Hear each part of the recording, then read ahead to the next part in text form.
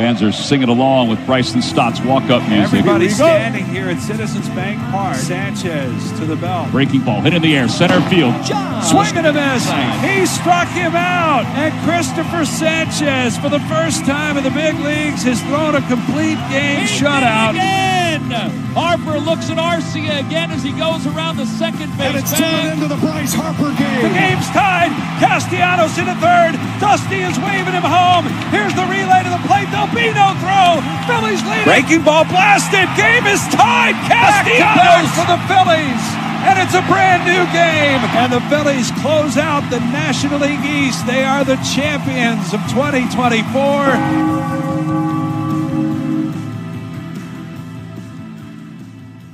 Alrighty, Chasers, you are going to notice tonight's episode, well, it's going to be a little stitched together. While Danny is cavorting below the Mason-Dixon line in America's taint, also known as Florida, we wanted to bring you all some delectable content. So last year when Danny and Kim went on their trip, we did a best of episode in episode 10, mind you. We were young back then. Last year.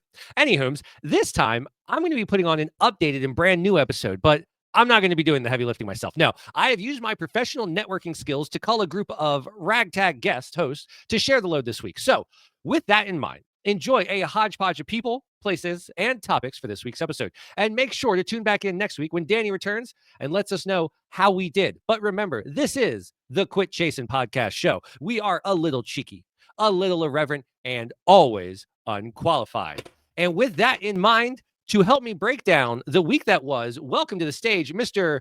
Gavin Kubica. Gavin, welcome to the show. Hello, good to be back. Good to be back.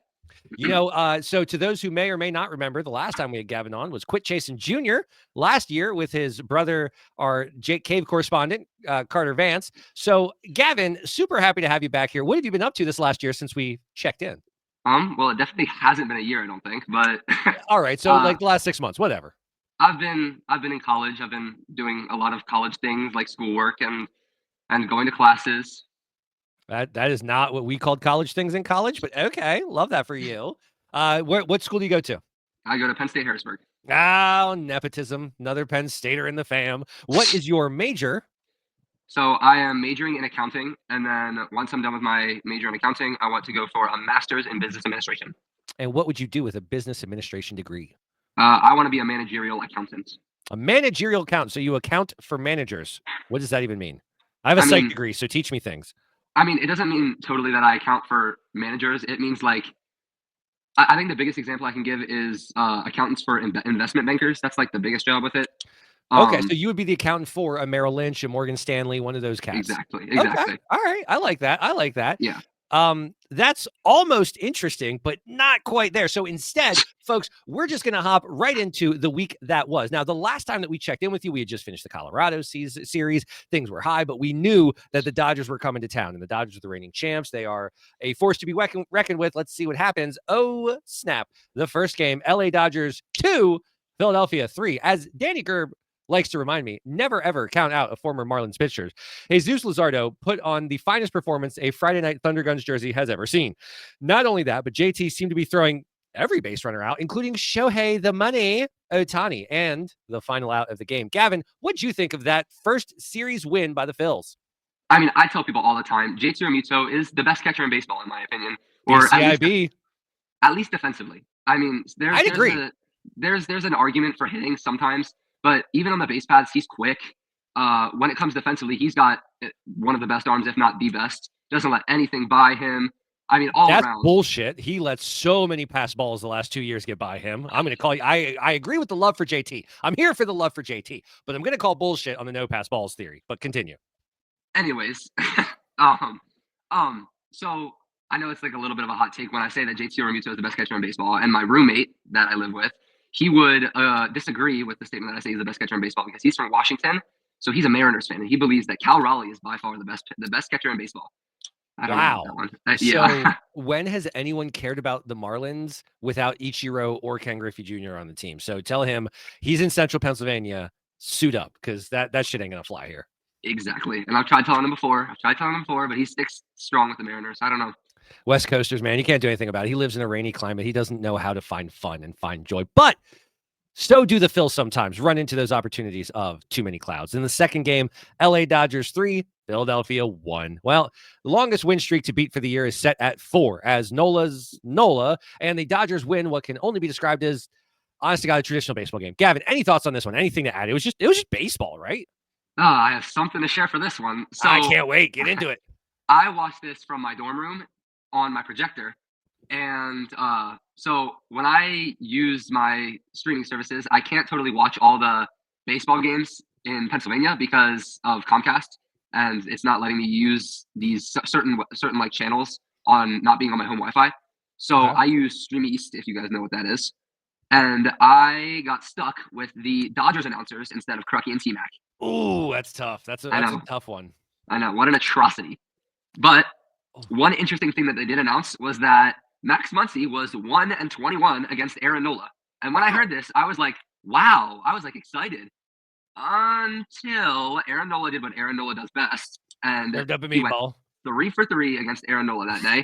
Gave up home runs. And while I wasn't surprised, I was a little disappointed by the way the game had finished with no fight left in their bones. It was an interesting game. Again, it was a Saturday. I want to say that was like was that a night game or was that a 4 o'clock? No, it was like noon. It was noon. Okay, that was an early ass Saturday afternoon game. I will agree with you. I did not see a whole lot of fight. But I don't know. I guess when you have a 162 season, sometimes you're going to have these games like sucks to be Nola if that's the case, and that's what he's going to hit with. But no, I think that's a fair point.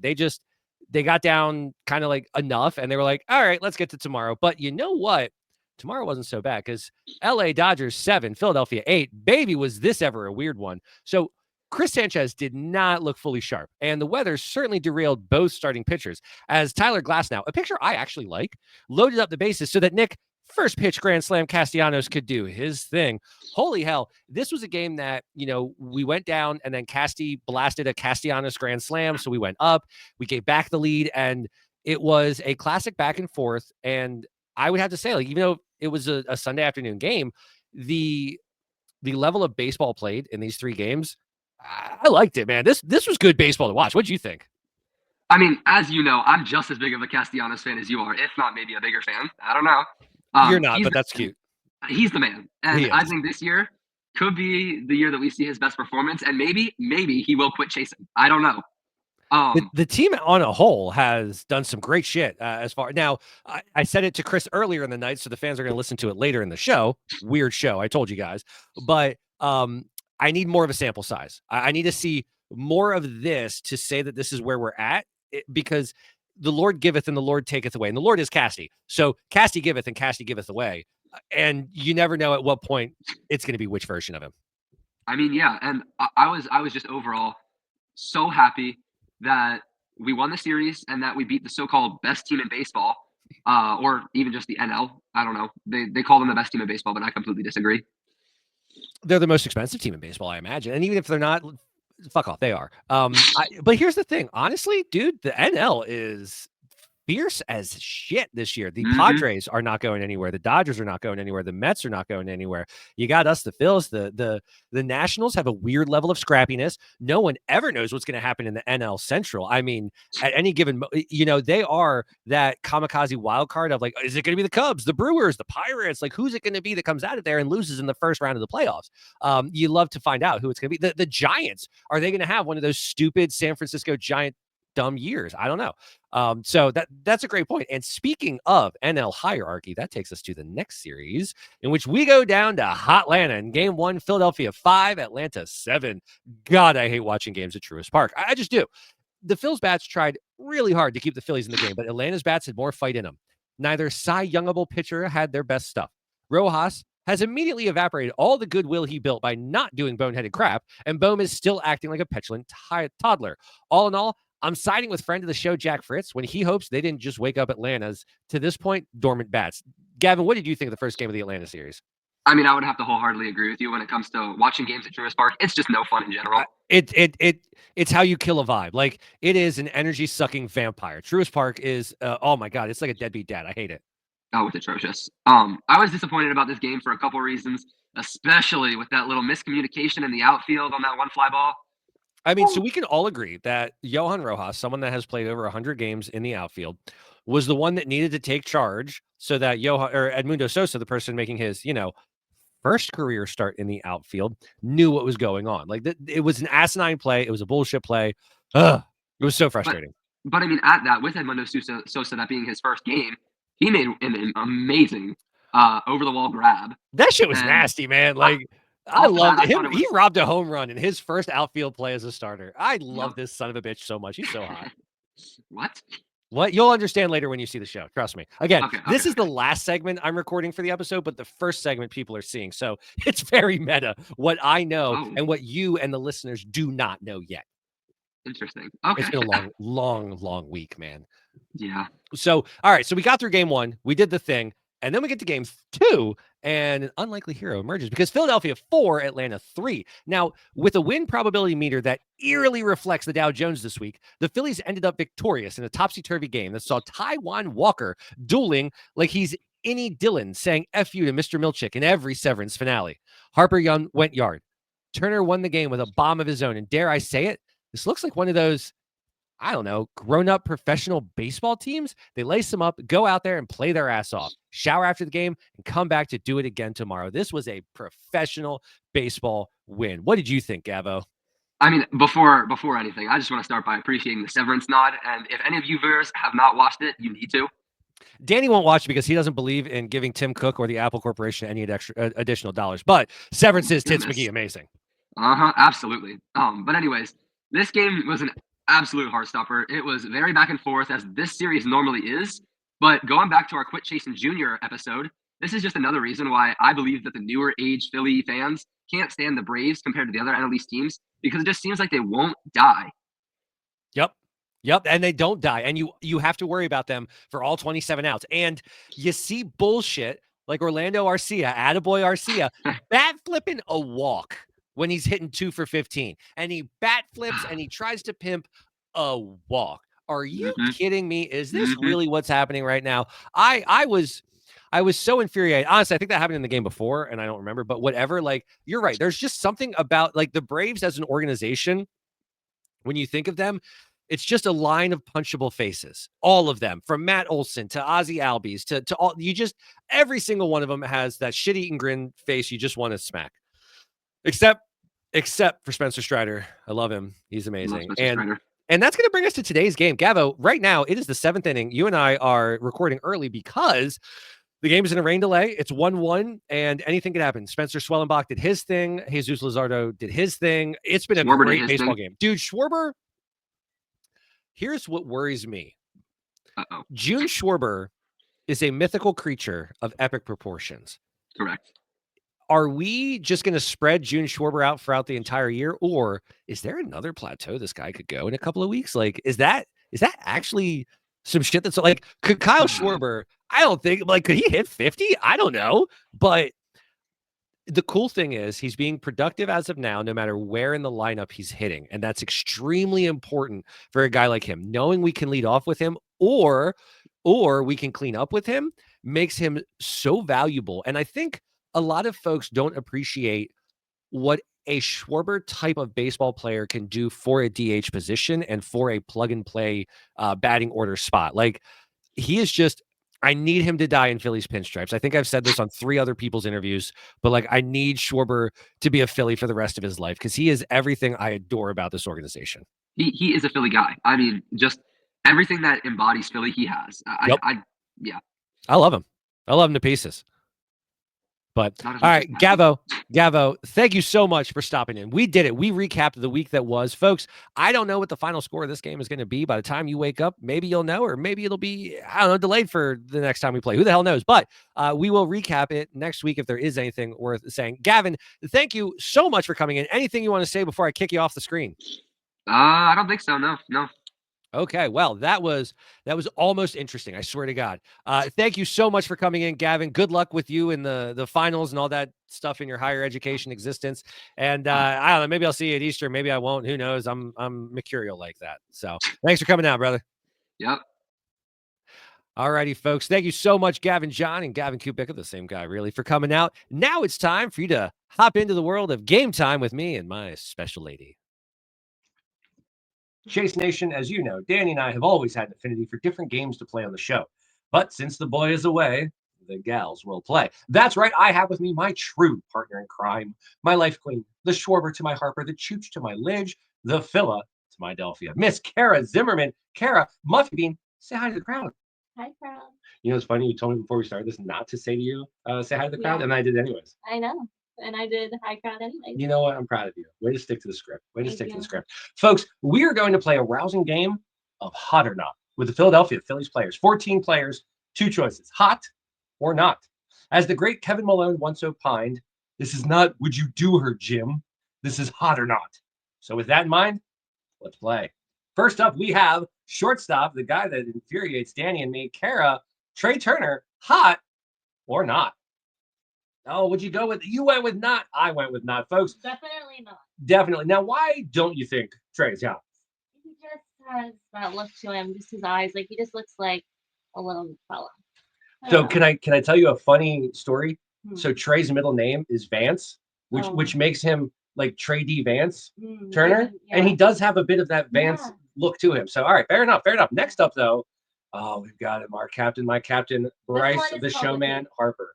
Talk. This is complicated. Why is it complicated, babe? Because this picture, like, yeah, for sure, that's hot. There's some yumminess going on. And the way he stands at the home plate. Yep, that's a good job.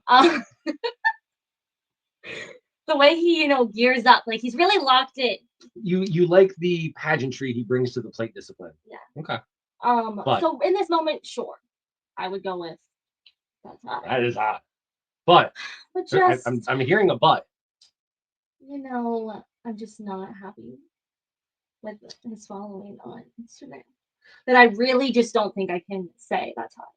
I really think I have to go with not. So, okay. So then let me ask you, because we didn't get into this, and this is something that when I was on Ben Beck's show and stuff, we will really discuss this, but what is hot for you? Like, I'm pretty sure to an extent, you see this is hot. Okay. Who's your like celebrity crush? Like who would you see hot outside of the Phillies organization? Just what is your barometer for hot? Andrew Lincoln. As Rick Grimes from The Walking Dead. That's right. The father of Carl. Rick Grimes, Andrew Lincoln also played a crazy stalker in Love Actually, but we'll talk about that here. Okay, so that's interesting. Bryce Harper, you know what? This is not would I want to hang out with him at a dinner party? This is he hot or not? Okay. Bryce Harper, man, he's hot. He's hot. You gotta go hot. Let's go hot. All right. Regretfully. Let's see. Who do we got up next? Number 3. Oh, okay. We've got Alec Bohm. Now, Alec Bohm, is that someone that you would see as hot or not? I'm ready to respond. Oh, wow. That's real quick. Me too. I'm very ready. All right. 3, 2, 1. Not hot. So what is it about Alec Bohm that turns you off? Everything. Damn. Okay. So it's the fact that he's like 6'7". I feel bad, actually. I do feel bad because is he the guy that went all private on Instagram? Because, poor guy. You're hot in your own way. But I'm going with not. So, it's just not doing it. So to the crowd, Kara is a Phillies fan, but she's a Phillies fan in the sense of like, not my level, but if it's on, she's going to root. She knows what's going on. She understands situational baseball, etc. Historical and current history, maybe not. So Alec Bohm has had a weird history with Philadelphia in that, like his rookie year or whatever, he was having a real tough day, had a bunch of errors, and he got caught on a hot mic saying, I fucking hate this place because the crowd was booing the hell out of him. Of course, Philadelphia made it, had a field day with it because you can't have that level of thin skin. So he came back from it, yada, yada. He's had a few seasons, but the number one issue with Alec Bohm is his temperament, his temper tantrums, his like wah, attitude. And you're not one for baby bitches. I'll give you that. No. And just this picture, I really did try to find a picture of him. Are you saying you rigged this? No. Here's the thing. That is one of the more attractive pictures I can find of him. I did my own research, right? And I did have him as not. Because he has so many bad faces so many times that it's kind of hard. It's hard. Number 4. I'm just gonna throw him up on the screen. Kyle Schwarber. What do you think? No, but if there was another option, it would be adorable. Like, if it adorable or not, adorable for sure. Okay, so cutie he's pie, not hot, but he is a cutie pie. He is that teddy bear. So if this were F, marry, kill, he's married. He's married every time. Sure. Is there any more marryable character on the Philadelphia Phillies than Kyle Schwarber? I mean, no. That's the correct answer. So I hope that's where you landed. But like, It's you remember in Hamilton in the second half when people were talking about Alexander Graham Burr and one guy's like, I feel like you could grab a beer with him. That's Kyle Schwarber, man. And I just want to sip coffee watching a sunset with him. Is he the hottest? No. But do I believe he'll take care of me as we get older? Yeah, man. Like, yeah. All right. I'm really happy we're on the same page with that. So he's not hot, but yeah, we all know. Sure drips a lot. Like here's the thing. On the team, like the crowd doesn't know who I'm talking No, they know who they are because you got to think I'll be putting this on the screen when. Yeah, but for listeners. Oh shoot!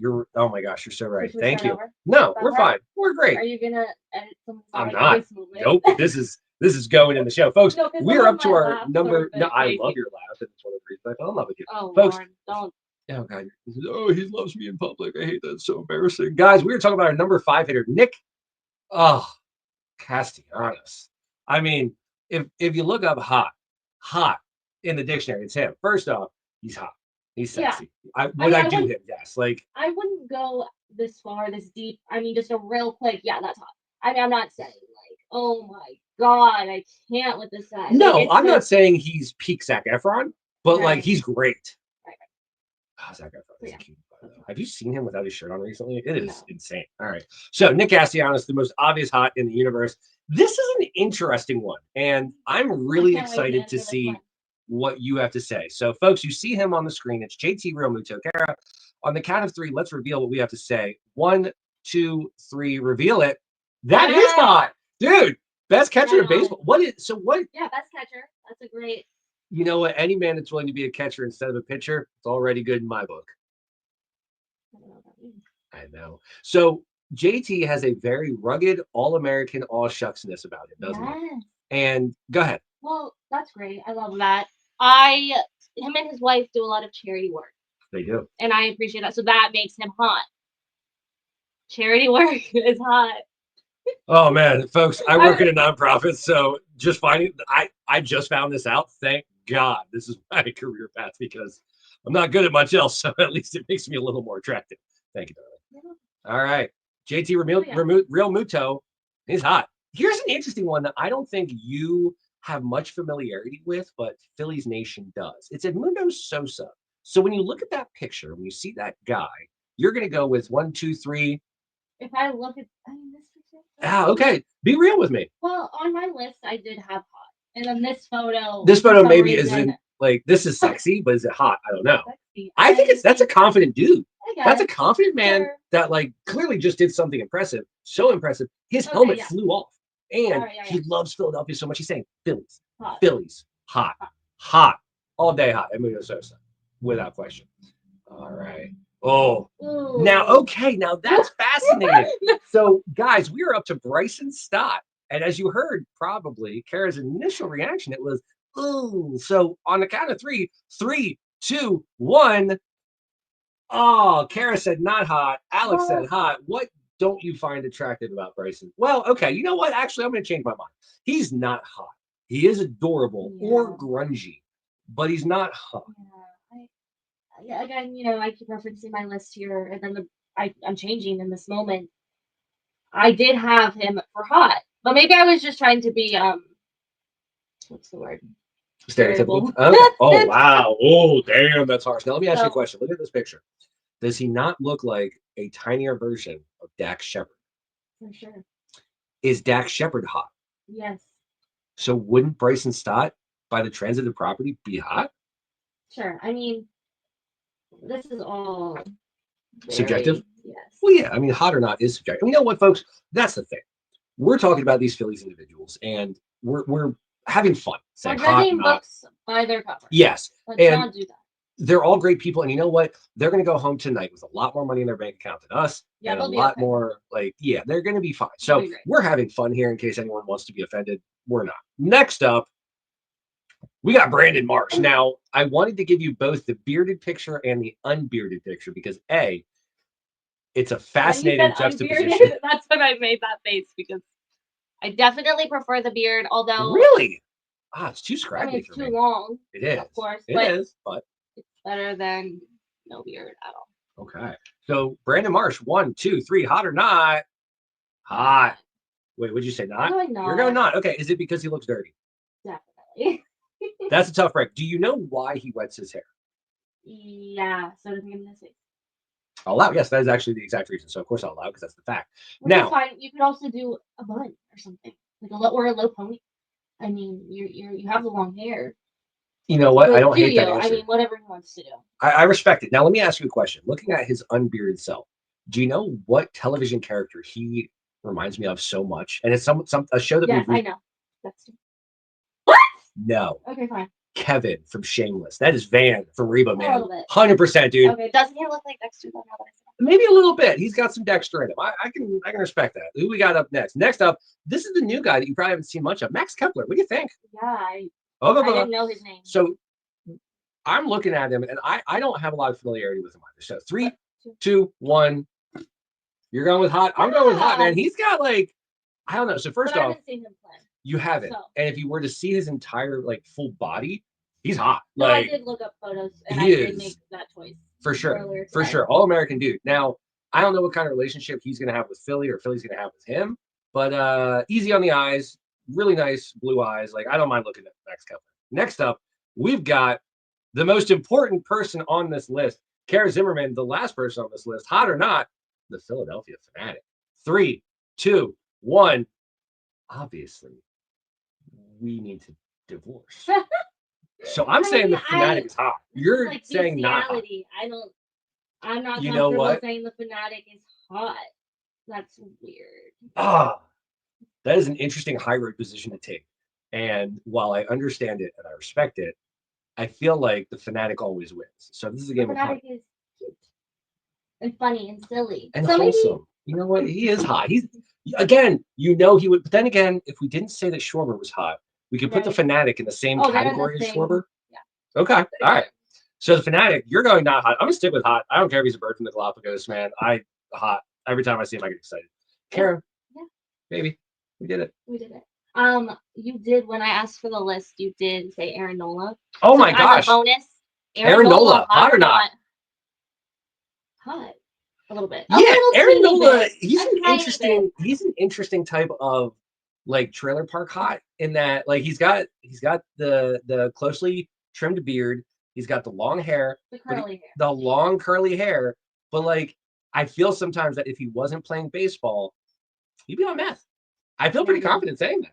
So, Aaron Nola, hot or not? Kara's going hot. I'll go hot. I'll go hot. Any dude that can spend this much time in Philadelphia and still survive, he's got a little bit of swag to him. So, Aaron Nola, hot. Folks, I have always wanted Kara to be on one of these shows. I've talked about her ad nauseum. I'm so happy she was on. Kara, anything you want to say to the crowd before we peace out? I don't think so. So close. So close to being interesting, folks. All right, guys. That's it for game time. You know what time it is now, Kara? It's time for us to hear from Arthur Deedle. Let's go to an ad break. You love Arthur. Hello there, folks. This is Arthur Deedle. You might remember me from previous episodes such as the 999 Challenge. Well, I come to you tonight on this special episode of Quit Chasin with a new deal intact. Have you ever thought to yourself while walking down the street, I wish I had some of that Quit Chasin merchandise around my neck? Well, now you have that chance. Hop on to the Fourth Wall merchandise site that is linked up in wherever you're consuming this podcast and check out all the offerings from the Unicorn Heavy Metal Tee to the Quit Chasin logo mousepad. And while you're on the interwebs, check us out on social media between Facebook, Instagram, Twitter, social media, and YouTube. If you want to interact with the boys, that's how you're going to want to do it. And if not, you can always send them an email at quitchasinpodcast@gmail.com. Maybe they'll actually check them every now and then. And last but not least, if you have the opportunity, whether you're on Spotify, Apple Podcasts, or YouTube, check out Quit Chasin After Dark, where Danny and Alex break down and talk about, honestly, whatever the hell they want. Hope you've enjoyed, and let's get back into Quit Chasin proper. All righty, Chasers, welcome back. It is time for one of our favorite bits with one of our newest friends. That's right, it is Media Stables. We have Keith coming to us from the Broken Bell Network. Keith, say hi to the folks. Tell them where they know you from. First of all, good kind sir, thank you very much for having me on. Honored as I should be. From the Broken Bell Network, you said it. We're just a bunch of dads, kind of like you, man. Having fun with this and just playing around, meeting a lot of really cool people that are. It's nice. You kind of sift through who should really be a fan and who should not be a fan, and you get to really meet because they're trying to find better content out there. So I think you and I are both fortunate to have a lot of common like members and subscribers. I think so. And you know, Danny and I have always kind of positioned ourselves as like that street team view of Phillies fandom. I see you guys as very much the same. Like again, sitting down at the bar, having a conversation with your friends. That's what it's like listening to these types of shows. And I think there's always a good, fun, chill hangout pod avenue for everybody to be in. So yeah, man, I love it. It's the best. Yeah, I've always laugh at it. Sometimes people are like, "Oh, you went on that guy's pod." Yeah, there's enough clicks to go around. They're unlimited. For sure. You can just anything you want. It's there. And share alike. There's no reason to limit yourself to just your own network or any of that noise. Like if people want to talk, have them talk. Whatever. This is a world friendly stage. Damn it. You and Danny thinking about really talking and doing some call-ins? No, absolutely not. No way. I would never want to do a call in to save my life. We do one live show a year, the 999 challenge, and that is already too much for my nerves. The funny thing is, and we've talked about this on the show before, you know, for the most part, we're not editing anything out anyways, but for some reason, when I know it's a live show versus when I know I can edit something, there's a different level of performance. There's too many nerves when I know that this is all I have. And once it's in, it's cooked, it's done, it's baked. So no, I would never think of a call-in show. What I would do is a voicemail show. So if you have a comment, thought, concern, leave us a voicemail, send it to our Gmail. We'll play it over the air. We'll respond to your comment if it's funny or if we want to talk about it. That I would totally be down with. Middle ground, right? You're trying to balance, like finding a way to encourage engagement without having to put myself in that live atmosphere. Yeah. Right. Yeah. Fair enough. You know what? I like it. It works. But Keith, I'm so excited to have you on and to have you as a part of Media Stables because you came in firing, ready to go, and you have a really, really funny take and a hot take. And I want you to play the video that comes with it. This was found on Instagram. I'm sure there's credits somewhere in that wording. There we go, right here. 95 XTU and 3 others, I believe. So if this is it says it's Nicole's material. I do know that this is Tyrone Johnson from 97.5 Fanatic. So here we go. This is a take I would love for you to kind of comment on that I brought to you to the table. All right. Motto, chicken or egg, right? All right. So I'm just saying, this came to you one day, and this conspiracy is I felt in my bones. And I truly believe that until Bryce Harper does charity work and he does community outreach for Philadelphia, the Phillies are never going to win a World Series. So you love the city in those months, the way that you get in your tattoo with the Fanatic. Got the Fanatic tattoo. Then why wouldn't you want to help better people who champion you in this town? And listen, you gave me great advice. You said he brings people a lot of joy. He does bring people a lot of joy. He brings people a lot of joy. I love watching his at-bats. And you know, that is great. And this goes back to expectations. My expectation for the face of a franchise who claims he loves this town all from March until October. He claims he loves us. Yeah. Does he love us from October till April? Fit to be tied. We don't know. Tomato. All right. Right. My God. Yes, thank you for bringing that to my attention. Do you want to go first? Why don't you? This is your item. So what's your immediate reaction? What's your thoughts? How did you react to it? Why did you want to talk about it today? I'm going to be fair to Tyrone. I don't really listen to his show. It's actually what turned me off of listening to 97.5 to some degree in my own capacity. But that's neither here nor there. They did a hard edit. I'm gonna recognize that. And I do think if you listen to his tone, it was definitely a pandering tone. Did you pick that one up? You mean his was kind of like yeah, okay. Like he wasn't exactly sold, but he wasn't gonna outright disagree on air. Well, let's put it this way. The only thing he was yupping was verifiable facts. He got the tattoo. Yup. Yes, he did. Yes, that's true. Yeah. His bats are exciting. Yeah, they are. Sure are. Okay. So I think that was like there's an edit out there where I think he possibly chops her up. I do. Okay. This is not a knock. This is Nicole. I was looking at the things that great teams, World Series had over. Let's go with StatCast era because I don't want to muddy the situation here. That's not okay. Cool. Like I don't want to. That's too many variables. Let's talk about Ty Cobb. No, let's not do that. Okay. Let's go to the modern era. I'm not even going to list them. There's about like 7 core components that you actually need for a World Series team. If you want me to read them, if you want to talk to me, we can write a book. I won't share that. However, I don't see. That's right. I don't see Nicole's expectations on them. So here's fun fact. I know nothing about Philly-based media. So who are these people? I'm almost assuming she is a country DJ host. Okay. 92.5 country station. Sure. Her and the guy from the 97.5 station are doing a podcast. This is them putting. This is them. I think it's called Coworkers, the podcast, and maybe they work in the same building because if they're at the maybe they have the same parent. Right. There you go. I Yeah. don't know. I just may have made that up, but it sounded really convincing. I like it. Yeah, no, we're a little cheeky. We're a little irreverent. You're fine. Okay. So I got it's the silliest argument I think I've ever heard.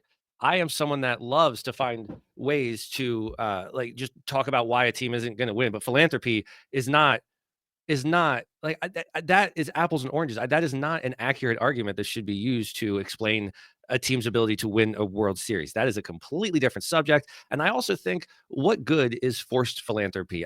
That's a little bit silly. Like, everyone could use the money, could do the help, but you really want people to want to do it. If people feel like they have to do it, then it's not as powerful. So I'm very much against her entire take. I thought it was the silliest thing ever, but it's 2025. That's what gets you talked about. That's what gets you talked about. I mean, here we are doing just that. That's yes, and I knew that. Yes, and I knew that though, right? I knew that's going to generate a. I mean, Danny and I spent like 6 episodes talking Hawk Tua, so don't worry about it. Like, we comment on what's commenting on. Well, let's be honest.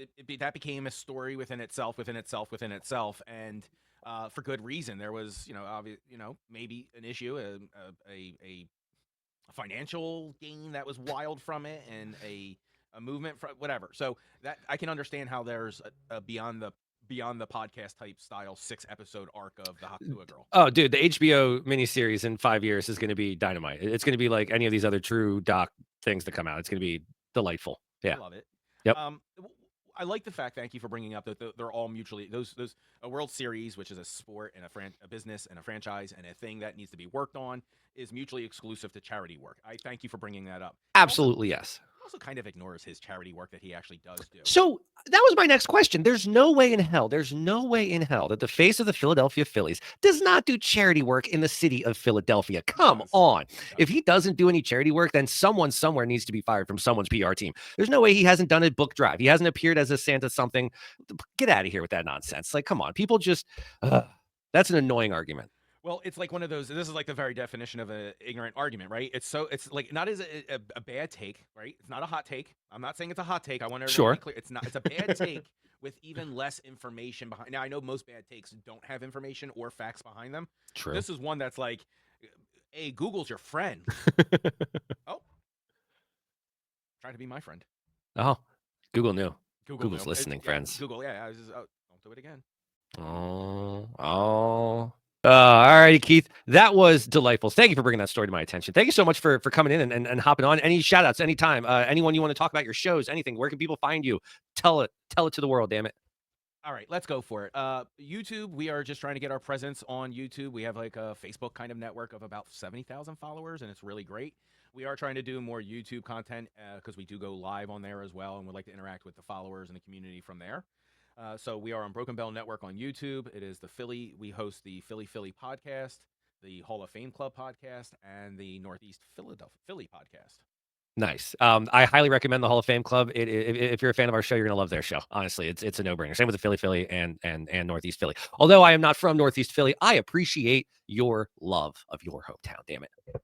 Let me tell you something. You got like the vibe for it. So like I can like you could be a ward and we can work your way up and see if we can get you like I give you you can be like a squire for now, but I'll get you maybe a lordship one day of the Great Northeast. Honestly, I'm good with just being the traveler. Like, I am truly central Pennsylvania in that I can fit in Philly and in Pittsburgh. It's the craziest thing. I can go. I know I don't get it. Yes, but no, I don't own camo. I don't have a hunting lodge. I've driven on ATVs like once, so I'm more of the business office chic of central Pennsylvania, I guess. I don't know, but yeah. So I appreciate that. I don't know, man. I just got on a roll, and sometimes I do that when I talk. And welcome to my world. I love that. Give me that again. The business glam chic of. Here's the thing. This is why I never win arguments with my partner Kara, because I can never remember what just came out of my mouth. So yeah, we'll run it back when we replay it, but it's gone for right now in this exact moment. I never said it. I don't remember. Amen. Keith, thank you so much for coming in. It was an absolute pleasure. Folks, go like, subscribe, and follow his show. And if you haven't done it with ours, do ours too. All right, brother. Till next time. All right. Wasn't Keith great, folks? Now, our next guest has been referenced many times, but has never had a chance to chat back. But all of that changes today. She is an avid and dedicated fan of the show, someone I have come to look at as a mother figure. In fact, if you stare long enough, you can understand why people have always assumed we're related. Ladies and gentlemen, please welcome to the stage, Colleen Kruger. Hi, Alex. Hello, mother. How are you? I'm good. How are you? I'm doing well. I'm doing well. Thank you so much for joining me on the show tonight and trying your best to fill that Danny-sized void. How you feeling? How you feeling jumping on your first podcast? I'm terribly nervous, but I'm excited because I am a podcast fan in general, not just yours. And this is really exciting. This is my very first podcast. I appreciate the opportunity. Absolutely. So you are someone that was into podcasting long before I was, or at least listening to podcasts. As you know, I was pretty anti-podcast up until the pandemic.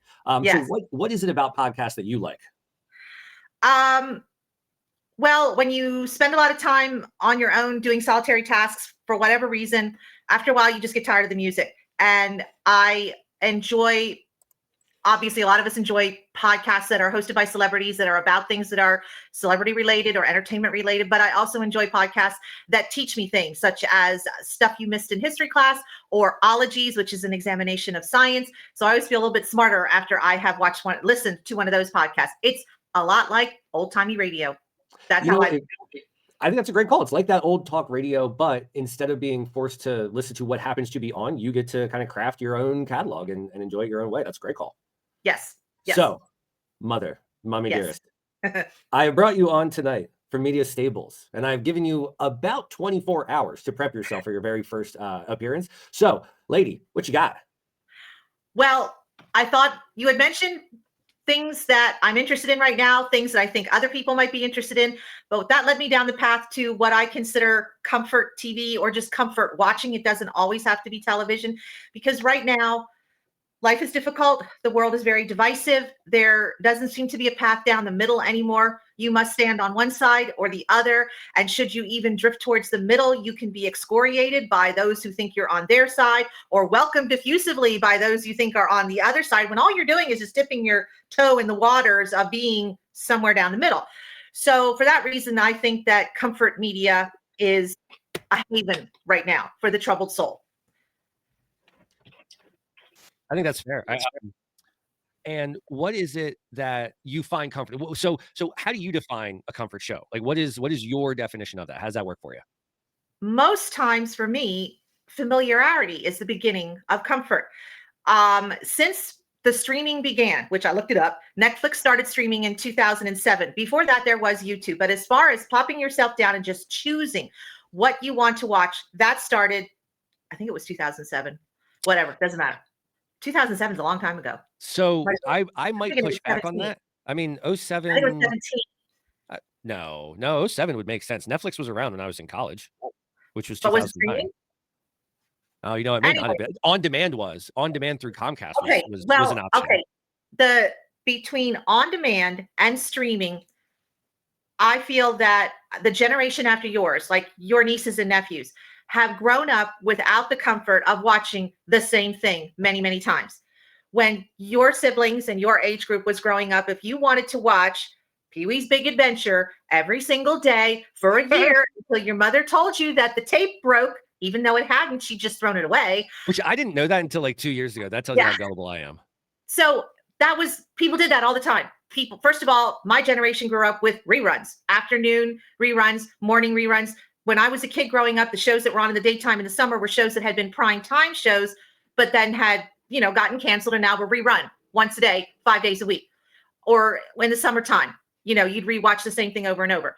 But I don't think people do that anymore. Not only the next generation, but I think people in general don't really do that anymore. There are movies that I really, really like that I never watch again. Whereas in the old days, I would have watched it 4 or 5 times by now. Well, you could also argue that you're using your time more judiciously, and there is so much more content to choose from, which also means in the last 20 years, there's so much content we've missed that we can still hop back into, that it's like, why would I rewatch something? Because I have so many options. Back when there were 3 channels, there wasn't shit. So you're watching what's on, and so is everybody else in America. Hell, even VHSs, created a little bit more of a watch on your schedule, but you still only had so long to watch before you either fill up the VHS or you had to move on to something else. But that created more of a rewatchability. And I don't know, because when I think of the kids, I know that they'll watch the same, like Tay has watched Avatar 100 times. Tay has watched Teenage Mutant Ninja Turtles 700 times. So I think we all do find those comfort items, no matter who, what, when, where, to your point. But I think there's just so much more to absorb that it makes sense that we're not rewatching as often. And it could be that the older you get, the more you realize there's more out there, the more there is available to you. Because when you're a child, your options are limited by what your parents will allow you to watch. And if they find Like my something cousin Vinny, quiet, they're going to put that on. Well, there is that. But as you grow up and you're allowed to make your own choices, then we all enter in the realm of FOMO. We're all afraid of what we're missing out on. We're all afraid of what the latest thing trending is. And we need to jump on that bandwagon. And sometimes we stick with stuff that we're not really enjoying, but just because people are talking about it. And also, some folks are just completionists. So Danny and I have talked about this. I'm a completionist. Once upon a time, gets so bad towards the end of the series, but when I'm watching it, like I got to finish it. So I'm going to watch the whole damn thing. And it's just, some folks are just completionists. Yeah, no, I agree with that. Yes.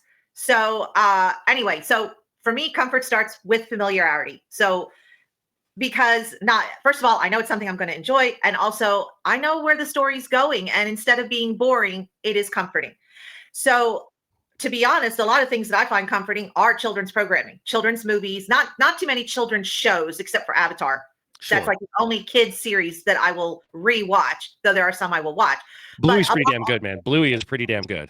I've actually never watched that. You should. It's a good time. You'll like it. But I will watch, like when I'm going to bed at night and I just want to put something on till I fall asleep. I hate to tell you how many times it's going to be a kid's movie, because lots of times that involves music, which I find comforting. And it's bright and usually it's funny, and that's what comforts me. And as far as mainstream stuff is concerned, what comforts me, first of all, is always going to be comedy, but not in your face, raucous, pratfall, mugging the camera comedy, but more character comedy. So for me, that's going to be things like Parks and Recreation or Brooklyn Nine-Nine or 30 Rock or The Big Bang Theory. Those are the things that I find comforting, even if now that we're 10 years down the road for some of those shows, some of the humor that's in them is a little problematic now. I still find quite a bit of it to just be fun. A half an hour of, just a few laughs, and I am relaxed. But I mean, that's why The Office will never die. Except that I personally don't like cringe comedy. So you don't like cringe comedy, which is so, oh man, that is what most of the 2010s was. I mean, It's Always Sunny. That at times 30 Rock was pretty damn cringe. Oh yeah. Yeah. 30 Rock was absurdism. But I would love, oh man, did you ever watch any Curb Your Enthusiasm? No. Oh no, I would never like that. I know you wouldn't, but there's one specific season where Larry David does The Producers with David Schwimmer, and it's an amazing season where that's the whole through line of it. And you would love that one, but it is mostly cringe and just cantankerous men. Yes. And also on The Office, quite a bit of that humor derives from people playing pranks on each other. And I think pranking isn't funny. That's just me. That's true. You've never been much of the prankable. Practical jokes and pranking are not funny to me at all. So that would not comfort me. That actually makes me upset and nervous. Like even when I was a kid, when I Love Lucy was on, when she would get into her things, I would have to look away as a child. I couldn't take it as a kid. I really could not take it. Even the harebrained schemes were too much for you. Harebrained schemes where everything goes crazy and she's going to be embarrassed. When the character is going to be embarrassed, I'm embarrassed. Boom. No, period. I get that. Yeah. Well, I love that, Mom. Comfort TV. That's fantastic. Yeah.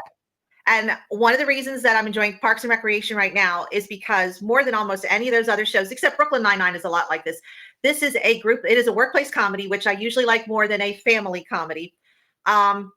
These people care about each other. They care about their work, and their work is meaningful, which is why Parks and Rec and Brooklyn Nine-Nine resonate. What they do is important. What they do is meaningful, and it is important to them, and they are important to each other. And for the most part, they're nice to each other. They really are. And even the tiffs are never that bad. I mean, you think about Parks and Rec, there's really not a whole lot of interpersonal conflict. There's situational conflict. There's conflict with the big bad government or population. But as far as the team, other than everyone hating on Jerry, which he honestly just accepts anyways, like everyone is a team, and it is really not a mean show, and that's so comforting this right now. I mean, thinking of a not mean governmental entity is just amazing. Right now that's even more comforting. This is a bunch of people who work for the government, and for the most part, they want. I mean, it's a TV show, but especially our main character, Leslie. Leslie takes what she does very, very seriously, and sometimes she takes herself a little too seriously, but everything else, all the craziness swirls around her. And in fact, I do listen to a podcast about Parks and Recollection, in which Alan Yang, who was one of the writers on the show and later a director, stated that that's the way they started leaning. Like they knew right away that the first season, which nobody should watch because it's garbage, that they realized right away that making Leslie the butt of jokes and everyone looking down on Leslie for wanting to do a good job and being good at her job, that was not the way to go. So not only did they pivot from that, they also pivoted towards all of the conflict coming from the outside and not from within their group. That's perfect. It is a great show. And for so much more than the network connectivity jokes and Lil Sebastian. I mean, don't get me wrong. It's one of the best. And the Mike Shore universe is fantastic. Yes. But Mama, you did it. You've been on a podcast. You showed up and you showed out and you brought some A+ content. Nicely done, Lady Bird. Nicely done. Thank you. Appreciate it. Yes. Now, anything you want to say to the crowd before I unceremoniously kick you out of here? Be kind to one another. Life is rough right now. That's all I have to say. I love it. Thank you so much for coming out, Mom. You're welcome. Thank you. Bye. It has not been easy trying to figure out how to handle these interstitials and transitions between guests. Huge thank you to Keith and Colleen for helping us get through Media Stables. But in a world in which there are new reasons to be amped up every day, especially if Jordan Romano has been pitching, I needed 3 voices to help me get through amped up. First, you know him. You love him. It would be inconceivable to have a guest host show without him. Beaming in from the sunniest side of Florida, let us welcome back the one, the only Chris Ferry to the show. I'm back again. We're so excited to have you, Chris. It is always an enjoyable time when you're here. Danny loves you. You are one of his favorite people to hear talk about the Phils. So we're gonna, what's funny? He's in Florida right now. He's going to Miami tomorrow. I saw the some of the posts he had from Palm Beach and seeing some of the minor league squads. It was a little eye opening. I haven't really made it to that side of the state for many games, but it's something fun that I'm glad he was able to experience over there. So okay, so on the how best to describe Florida? So like the ball sack, where is Danny in relation to you on the Florida Danny map? So on the left side of said shaft, if we'll call it that. Yep. I am kind of just on the little hook that is Tampa Bay. I'm just south of Tampa Bay. Okay. Danny is, I would say he's southeast of me slightly. He's about 3 hours east on the eastern seaboard, down in Palm Beach and that whole area. So is he closer to like the taint then? More towards the left cheek, I would say. Okay. So hours wise, like what, like a 2-3 hour distance between you guys? Yeah, I would say, it's about a 2.5-3 hour drive, just straight across the state. As they say on the internet, the European mind could not comprehend. But Chris, I wanted to bring you in. I wanted you to kick off a very special edition of Amped Up. So what do you have for Amped Up this week, brother? So when you asked me to be on, I kind of could have taken it both ways. You asked me whether I wanted to do a Media Stable or Amped Up. I kind of combined it a little bit, but it's going to turn into an Amped Up, as we kind of conclude. It had to do, I read an article, as I'm sure some fans may have seen on ESPN.com that Jesse Rogers wrote. It was called We've Got the Talent, why the Phillies decided to run it back instead of going big in the offseason. So essentially, it was just a synopsis of what we did not do during the offseason of free agency and what, all the other teams with money did. And then kind of went into just the mindset of, we only talk about the guy that runs our club, that being Dave Dombrowski, about 3 or 4 times a year. And that's, that's off season. That's free. That's in the free agency period. That's during spring training when he's trade deadline. When he's giving his pressers, talking at the trade deadline, and then postseason. And then we just kind of see him randomly on TV every once in a while, and that's it. So, but I mean, let's take him for what he is. He takes really shitty situations with ball clubs and makes them really, really good, and makes them and invests in them and makes them functional again. Whether you're talking about, the Expos way back when he first started his baseball career in the 80s to Marlins now. He made the Marlins. Like he started that whole dynastic little run. You think about correct. It. They have the same number of World Series as the Phillies, and we've been around for 150 years. They've been around for like 30. So yeah, Dumbo's has a great track record. You're absolutely right. He has a great track record, and you may call it, some may call it, he does the pump and dump on a 5, 10, 15 year cycle, but the team works. The teams win. He invests in the team. I mean, I'm gonna throw some names, and I'm gonna try to do this real quick. These are players that he's either drafted or acquired in his tenure with these teams. So Rondell White, Cliff Floyd, Justin Verlander, Andrew Miller, Curtis Granderson, Magglio Ordonez, Ivan Rodriguez, Max Scherzer, Mookie Betts, Xander Bogaerts, Dustin Pedroia, David Price, Chris Sale, Craig Kimbrell when he was good. And then obviously come to our ball club and, our big five, JT, Trey, Kyle, Nick, and then he got Jose Alvarado and a steal from Tampa, who I would say that's probably one of the top trades I would say that he's made in his tenure with us, along with drafting, all these prospects like Painter and Miller and Crawford and all these guys along the way. So, yes, we haven't come to fruition yet. It's not like he was handed a ball club that had the talent and had, the skill players that was already set up to win a World Series. It's always, take whatever Andy McPhail did before him and, just continue to invest. And while we still give him, shit when we don't win the World Series, I mean, we're still a lot better than we were. We're still consistently talked about as one of the top 3 clubs in the major leagues. And we're still, on the tip of the tongue of, hey, this is one of the top. This is probably one of the top National League teams that are going to contend every single year. So, just get off his back, give him a break. He's done his job. Now it's really just up to the players to do theirs. All right. So there is a lot that I definitely do agree with you there. He has done what was needed. He spent when he needed to spend in the ways that he spent. He brought in an all-star level shortstop. And when you look at the other 2 all-star shortstops that were available that offseason, you could argue Trey's had some of the most success of those 3. So you can't be upset with that. He signed Aaron Nola when we needed another pitcher and there wasn't any better other pitcher than Aaron Nola. And he got him at a hometown enough discount that it made sense. He's done some good things. I think, and this is the short-sightedness of the fan. Okay. So many of us want that big swing. We need to figure out the bullpen and the outfield. And more than anything else, that's what we need to do. And we all think let's just, send away Crawford, send away Aiden Miller, send away whomever so that we can bring in guys right now. And while that, I do appreciate that the world we're building now is very different from the world we built in 2008. We sold off all of our assets to win now. And we're making moves so that we can win now, but also win for the next 5 to 7 years. So I get the Dumbo appreciation. I do. I'm seeing a different level of the Phillies this year than I have in the years past. Now, I want to know if you feel the same way. I feel like we're finally lunch pail Phillies. They're coming in. They're doing the damn job. They're playing baseball. If they win, great. If they don't, okay. There's always a game tomorrow. They're never out.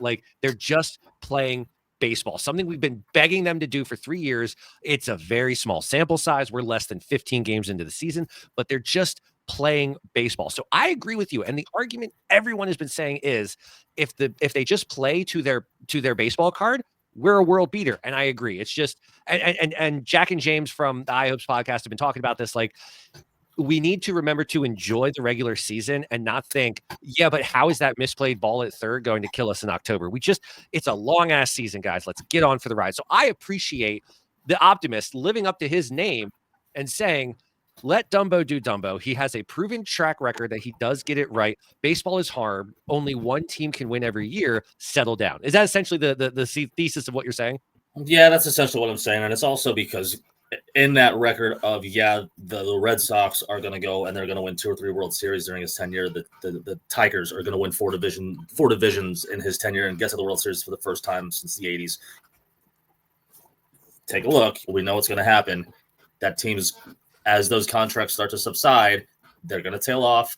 Dumbo is going to move on. And then you start the whole process all over again and build from scratch. However, baseball, whether it's baseball, basketball, football, unless you're in a very, very unique circumstance, i.e. the New England Patriots of the Tom Brady era or the Jordan Bulls or the Kobe and Shaq Lakers, you are not going to have sustained success over the period of 15, 20 years. It's always that 5-10 year cycle of consistency. And then let's take it back to the drawing board and build for that next 5 to 10 year cycle. So, he does a really good job at seeing what is there in the present. But, we keep saying it based on what these contracts could look like in 2027, 2028. If some of these guys don't resign or they go other places, this may be the last chance for this core group, especially at the age that some of them are, that this could be the last chance for them to really contend and be that World Series contender. So And I agree with that. And yes, Trey and Bryce are locked up for a long ass time, but we're now at the end of the life of the JT contract, the end of the life of the Schwarber contract. Next year is the end of the life of the Casty contract. Like, we have the opportunity to move on from some pieces. I think they're going to re-sign both JT and Kyle. It would make sense. I think Kyle needs and also keep in mind, I think Wheeler's contract is up not after next year. He signed a 3-year deal, so he's up at the end of 27. I want to say, correct? But the prevailing belief that he said when he signed the contract was, I intend for this to be my last contract. I'm good. I don't want to have a noodle arm for the rest of my life. Like, I will have done what I need to do. I will have earned what I need to earn. I'm going to be good at 34 and I'm going to hang up the spikes. So that is one of those, like, you do have a diminishing window for both Aaron and Zach. Like, this pitching staff is remarkable. And the starting pitchers are next level insane. When you think about the five that we have with both Ranger and Painter waiting in the wings, like the Taiwanimous movement is here, and it's good and it's going, and it's not going to last forever. But if it can last until Painter's ready to come up or Ranger's ready to come back, hell yeah. So you're right. We've got a window, and it's probably 2 to 3 more years, but I see no reason why we can't compete. And if they're going to be this workman style team, I will trust the process. And let's see. I know the name of this podcast is Quit Chasin. Have you looked? I'm aware we have the lowest chase rate in major leagues, and holla at me when at the end of 162 we are in the top 5. Okay, holla at me when we're more than 10 games in. I love it. It's great, but when these boys have their back against a wall, they press, and when they press, it's hack. And let's see what happens in the dregs of summer when you are playing a scrappy little athletics team and they're just giving you the leather, and you're just like, what the hell? Why am I losing 2 out of 3 in this series? What do they do? Do they chase, or do they still have plate discipline? I think it still angers me more that I'd rather see them get struck out looking with a really good painted pitch on the outside corner than watching them swing at a pitch that's 5 inches outside of the strike zone. I will never beat up on them if a pitcher beats them. If they beat themselves, that's on them. But if I'm a pitching guy, I love pitchers. I love the mental game of chess that a pitcher plays with a batter. I think pitchers are just the James Bond of the baseball field. I adore pitching. So if a pitcher fools you, so be it, man. It's his day. But if he fools you in a way that you're chasing and that you just look like a jackass, I'm going to call you out for that. If he just gets you and the umpire awards him, okay, so be it. That's where I stand with it. I'm with you, man. I'm with you. We'll see what they can do. We'll see how they can manage the rest of this Atlanta series and salvage a series win against a lacking Braves team that should never beat us in game 1. But you know what? This is a Braves team that is dormant. They are going to wake up. This is a very good baseball team that has had a very shitty start to the season. We are going to taper off as well. Like this. I mean, it's the rubber match. So, Kyle first out. So we'll see what happens. But this is our competition. Let's play good baseball. That's all I want. Play good baseball and come out of here with your heads held high. I'll tell you what, if you would have said that Aaron Nola was going to pitch 6 innings to give up 3 runs, it's just like you were saying. If the other pitcher beats us, then that is what it is. But normally in an Aaron Nola start where you have that stat line, I would say 80% of the time we're going to come out with a victory. But unfortunately, just bats don't come alive when we need them to. So, and that's the tail of the tape that happened in most of the second half last year. You can only rely on your starting pitching so long. Chris, the entirety of my experience as a Phillies fan has been there's always one pitcher every year that is devoid of run support. And I keep on trying to anoint who it's going to be this year. Again, small ass sample size. We'll see. But it always happens. Maybe it's going to be Nola. We'll find out. We'll see. Chris, thank you so much for joining. This was such a blast. Next up, it appears that we are actually going to be hearing from co-host Danny Gerb, who sent in a surprise recording. So, Chris, anything you want to say before we kick you out of here? Go Phils. That's all we need to hear from you, baby. That's what I'm here for. All righty, guys. Well, then, on that note, Danny, tell me, what's got you amped up? What up, Chase Nation? You know what, Alex? Thank you for asking me, because I'll tell you what's got me amped up. And everyone knows that, Lent Fridays come, and there's a large group of people who abstain from eating meat. Now, I get it. Everyone's not a practicer or a believer or whatever, but a large group of people. Now, I'm not able to join you this week because I'm down here in Florida. Look at the Everglades behind us. Awesome. Very cool. I'm headed Friday's game against the Nationals. It is the Miami Marlins versus the Washington Nationals. It is Italian Heritage Night. It's Friday evening. It's going to be a rough one. 2 division rivals of the Phils. So, come on, right? root for them to both lose. Anyways, check out the ballpark. But everyone knows a part of checking out a ballpark is their dog. Dude, we've done it before. You and I, we've ranked dogs, stadium dogs. I didn't remember this, but apparently Miami is using Stalin's hot dogs, which is famous up in Buffalo. They're the skinless hot dogs. You roll them. They are a perfect hot dog. And I was so excited to try the Southern Solids hot dog. But here I am, you know, being a practicing Christian that I am. So I'm abstaining from meat on Friday. But here's the kicker. The Marlins know this. It's Italian Heritage Night. There's a large group of Italian Americans that are Catholic to some degree. I don't know the numbers, but it's huge. And they should have planned this better because now I can't rank the stadium in its totality because the dogs are a part of it. You know what I'm saying? The dogs are a part of it. It's just awful. Well, folks, we have one final guest for our Amped Up segment this week. Now, my goal in this week's show is to make an episode that Danny Gerb would love listening to. And sure, there have been some strange microphone issues, and I'm sure he rolled his eyes at the Arthur Deedle part. But this next guest is going to have Danny grinning from ear to ear. This man needs no introduction, but that's just something hosts say right before they're about to introduce someone. So here he is, daytime producer for WIP, host of The Final Out, and one half of the High Hopes podcast team. Ladies and gentlemen, Mr. Jack Fritz, welcome back to the program.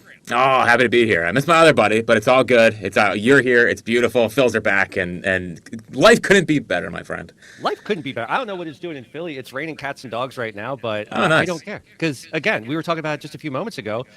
Taiwan-a-sans. It's here. It's happening. Maybe. Yeah. Well, and Saiwan Walker, some are saying, and the only Philly starter who's not allowed to run yet. It's pretty ridiculous. So, that's why you named your firstborn after him. I get it. Yeah, people made fun of me, but I said, hey, I trust my guy. Yeah, you knew always. And your second son, you named him Aiden, or I'm just trying to double check. Maybe the third one. Maybe, I named after Don Sutton. That's what everyone said. There you go. Yeah, exactly right. All right, Jack. Well, speaking of being a dad, this segment of Amped Up, I thought you would be the perfect person to talk on it. I know growing up, you were a baseball guy, you had a baseball dad. Now you are a dad with sons. So Amped Up, man, what's it like being a dad of baseball kids? Like, tell me about that. Well, so the funny part is that so my 2-year-old now, he just is excited to sit down and just watch something. You know what I mean? Sometimes Miss Rachel, sometimes it's the Phils. So, and what's funny is that, you know, when I think he started to first grasp it, it was sort of in the middle of the Eagles run. So now whenever there's a sporting event on, he kind of just goes, E! And I'm like, well, no, not, you know, close. Now he's got a good DP, which is good. That's key to an Eagles chant. But yeah, it's funny because I think he's slowly. I was watching a highlight this morning of I think the Pirates game where they had a collision at home plate, and he started laughing. So I was like, wow, you get some home plate collisions. So yeah, we took him to his first game last year, and we'll obviously get down to the ballpark at some point this year. But you know, I think what I'm trying to balance is I don't want to come on too strong and be like, this is what we do in this house is we watch the Phils and we freak out. But, you know, they always say that if you're passionate about it, your kids will be passionate about it. So, you know, I think that's what we're trying to do. And Sutton has no idea. Sutton is 3 months old. So one day at a time with him, we're working on Walker. So Sutton has never seen Taiwan Walker allow a run in his entire life. He is not. He's lucky to be alive, frankly, on this run that Taiwan is on. So growing up, you know, I grew up with an Orioles fan for a dad. So nice. You could say that. I mean, it was during the Ripken heyday, so at least I had that to enjoy. And we would go down to Camden and stuff, so that was great. So what's one of those core memories that you had with your dad growing up as it relates to the Phillies? Well, what's funny is that my dad's actually not a huge sports fan. I actually got it from my granddad. So my granddad was the one that really instilled baseball in me. And obviously my dad was supportive, but he's actually not a huge sports fan, which makes my whole thing funny. That's pretty good. Yeah, so I think because being an only child, I you know, obviously it was just me, so I'd watch TV and I just gravitated towards sports, and I was like, oh my God, there's Philly teams? I don't know. I forget the origin story, but somehow I turned into this. So, you know, with my granddad, I remember they took me to my first game at the Vet, and they played the Marlins, and I remember I went to the speed pitch, the old school speed pitch. It was like randomly in the middle of the concourse. Oh, I remember. It's not like how it is now, where there's like a whole setup of it. And I remember I hit like 45 miles an hour, and I was like, this is the coolest thing ever. And, you know, we go to I actually found this the other day in my old room. You know, my first game ever was a Reading Phillies game in 2001.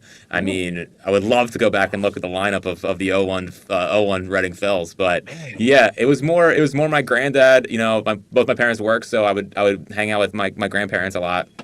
And and he was a huge like Ted Williams guy, and he kind of instilled in me the old baseball kind of core memories that you know of, and it kind of took it from there.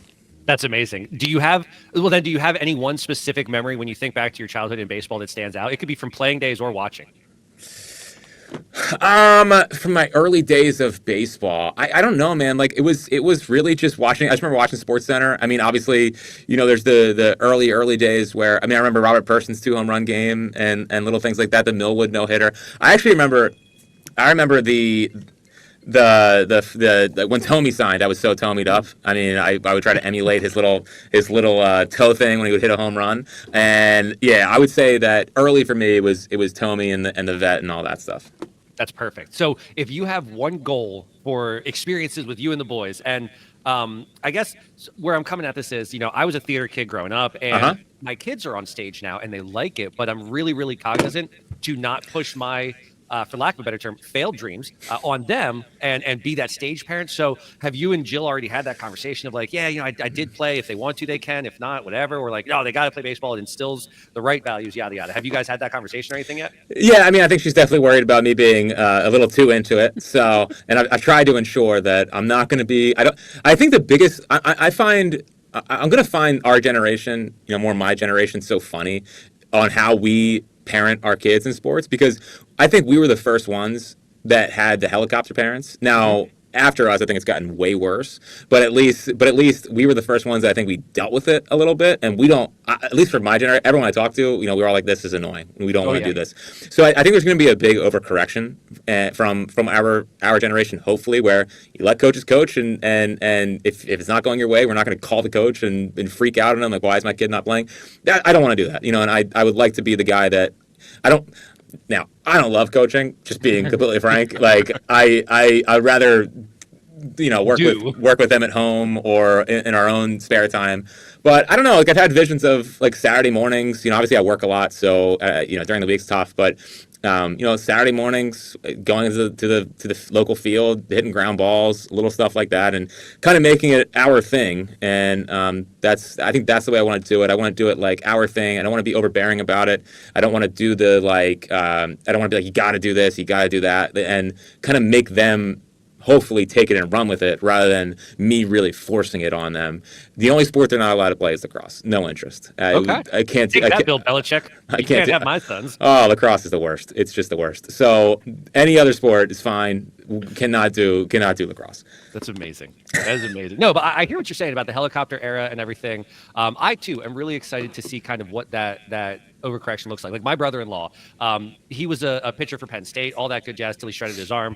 So I was always assuming that his kids would just grow up and play baseball. And they did in their youth. But when they were ready to put the glove down, they faced no opposition. My sister and my brother-in-law talked to them. Like, yeah, man, I'm done with this. So I've always applauded them for being really good in handling that conversation well and all that jazz. So maybe there is hope. And folks, be nice to the umpires. They're not really professionals, okay? Exactly. Yeah, they're trying to do their best. It's not the big leagues. It's freaking little league. It's 100%. You're going to be okay. You're going to be okay. Do or die, Yeah. All right, Jack. Now, before I let you go, there's one thing I wanted to say. I am an avid reader. I believe in physical print media, and I'm super excited to add a book next to this one on my bookshelf. So this is a great read. I don't know if you've ever read it. So, Jack, what do you got coming out? Man, so I've been working on this one for a while with my good pal Kevin Reevy, and we're coming out with our own Phil's book. So it's called Ring the Bell, and it's kind of, in my estimation, it's a fun encyclopedia. It's written by two psychos, and I think if you read it, you're gonna say this guy might like the Phillies too much, So we obviously split the chapters up. So Kevin loves like the old school stuff, so he took care of that, and he's a way more whimsical writer than I am. I kind of write how I talk, so my chapters are very much like, here's what happened and here's how I felt, and I thought I was gonna die. It's just so it's fun. I think it's engaging, and my goal is that for the non-sicko diehard Phillies fan, they learn something, and then for even the sickos, they figure out some stuff as well, and they're not just reading stuff that they've already known. So that was kind of the goal with it. So there's pre-orders going on right now. Ringthebellbook.com. That comes with an autographed copy, personalized if you would like it, Yes. and free shipping unless you live close to me, and I will be delivering it on my own because to save ourselves some money, and would just ask not to go to Amazon and come to our website, and I think it's going to come out or hopefully comes out in June, and hopefully before Father's Day. Hope it would be a great Father's Day gift, of course, and also for your summer reading. So it was a lot of work, it was a lot of fun, but I'm really proud of how it turned out. So I appreciate you letting me plug it. 100%, man. Like I said, I am super excited to read it. I'm going to have it shipped to Danny's house. So as long as you're cool with going to Kensington, you've heard of it from the news. Yep. We can no problem. some shipping. And I can't wait. Jack, thank you so much for coming back and for being a part of Chase Nation again. Thank you so much. No, of course, anytime. Well, friends, that leaves us with just one segment left. And what better way to follow up the magnetic Jack Fritz than to introduce you to the Godfather of my children, the man his mother once quipped I shared half a brain with. His household is the only reason I have ever been excited to visit the city of Pittsburgh. Ladies and gentlemen, Matthew Pupo. Matty P, welcome to the show. Thanks for having me. What's up, Alex? Not too much. How about you, bud? Not much, man. Excited for the Masters starting this week. Okay, So, I want to say golf. correct. Very good. Very good. Okay. Yeah. So who you got your money on for this year's Masters? Who's coming in with that gold jacket? I want Rory to do it. Complete that career Grand Slam. Just get it done. Okay. Put on that green jacket. How impressive is the career Grand Slam? Like, there's the regular Grand Slam, the Tiger Slam, the Serena Slam. Like, where does the career Slam? Is that like it's not hitting for the cycle? It's not throwing is that no? Like, what is that? I mean, it's essentially golf's version of hitting for the cycle by winning all four majors. Okay. Because a lot of people have multiple major wins, but they've never won all four majors.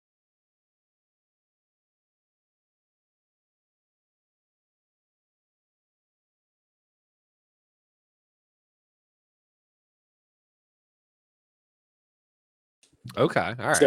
I can like that. And then, so golf and tennis are the only two that have this style of system for like the four majors of the year. Correct. Blah, blah, blah. All right. Yeah. Okay. All right. So who is currently in the, because today's Thursday. So it started today, right? Yeah, they're just finishing the first round right now, and Englishman Justin Rose was in the lead in the clubhouse. That's 7 under. Sorry.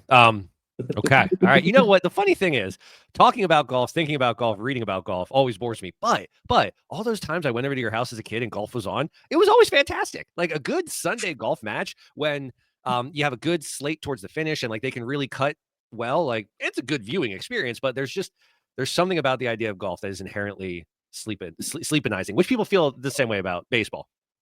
Well, let's not forget what President Bartlett said, that, let's not confuse golf with what men do.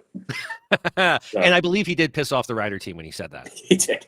Oh, that Bartlett. That's what he did. But Matthew, I brought you on for a very specific segment this week. I knew that I had to incorporate you into the show because with Danny away, I could bring on my true best friend, which I love Danny. Danny is right. I mean, you, Danny, and Heisey are like the holy trinity of my friendship, or the only three. I don't know how to equate it, but it is so nice to have you on. But I want to know, Matt, for 9 regrettable months of my life, made the sojourn out of the 717, out to the 412, and tried to make a name for myself. You did the same thing at the same time, but here we are 16 years later, and you are still crushing it. So Matthew Paul Pupo, love it or hate it, living in Pittsburgh.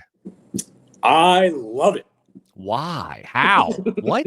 Tell the people of Philadelphia and Central PA why in the hell Pittsburgh is worth living in. Well, because it has everything that you want in a city.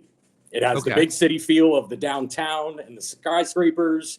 You have the major sports teams with the Steelers, the Penguins, and those guys. But you also have all of those tiny neighborhoods, just like Philly does. All of those little suburbs that you can go into, which each of their towns have their own unique restaurants, or, Bellevue has the cobblestone street still. Always your favorite. How many drive shafts did you need to get replaced in the 9 months you lived in Pittsburgh? First off, it was not the drive shaft. That's a band from Lost. You all, everybody. It was the tie rod ends on my Dodge Neon.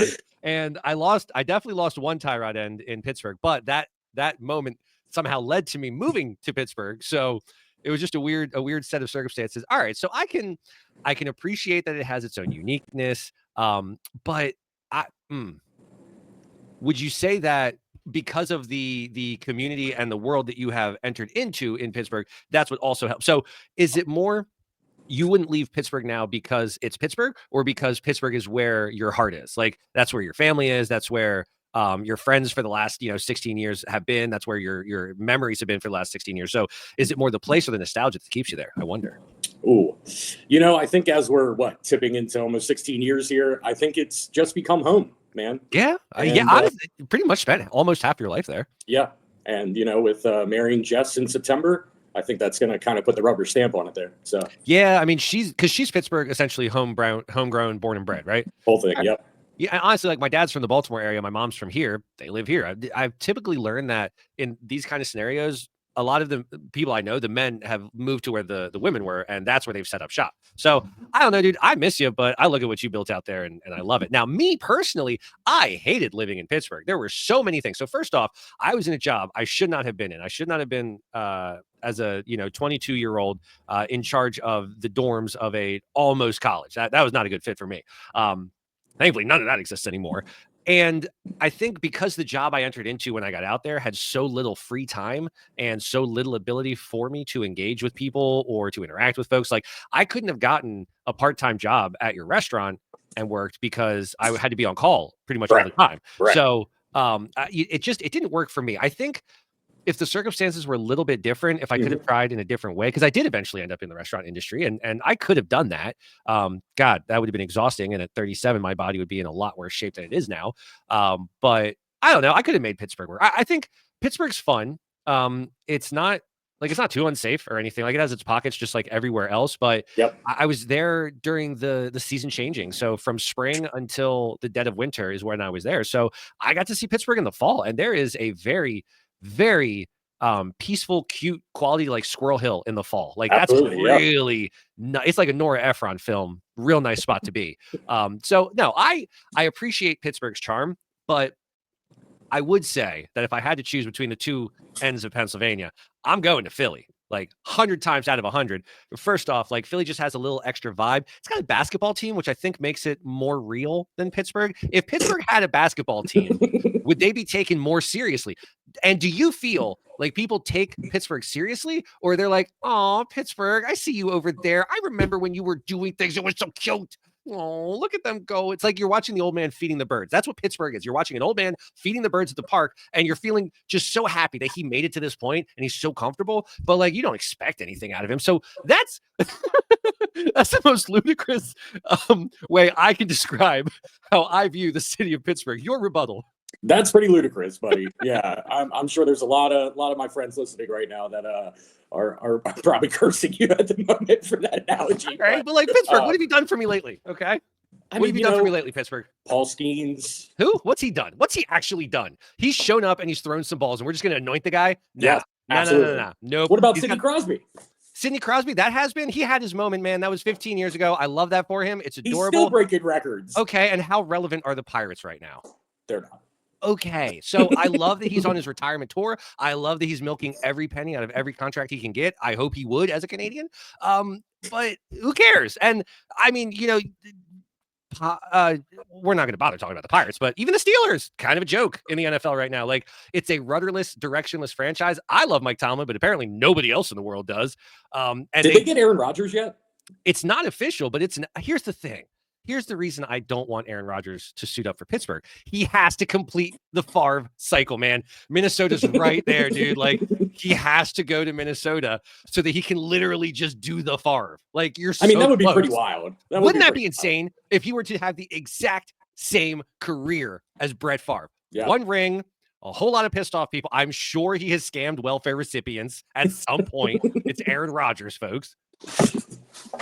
But yeah, I don't know how we got onto that subject, but I'm super happy we did. So love it, hate it, living in Pittsburgh. Matt says, love it. I say, I mean, if it works for you, it works for you, but I hated it. So especially with no Redbeards up on Mount Washington, with Redbeards and Mount Washington closing, the place I fell in love with, the Little League World Series. No, I'm good. Once Club Belanda shut down and Keith was no longer singing songs about smoking a J, I was out. I was done.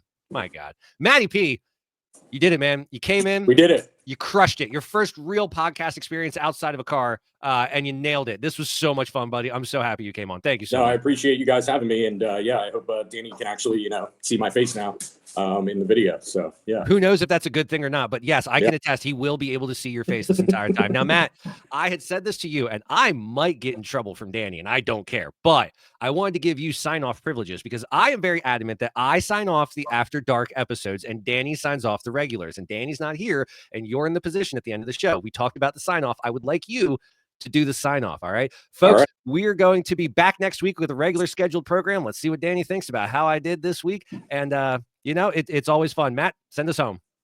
All right. This is Matt Pupo wishing you a pleasant evening wherever you may be.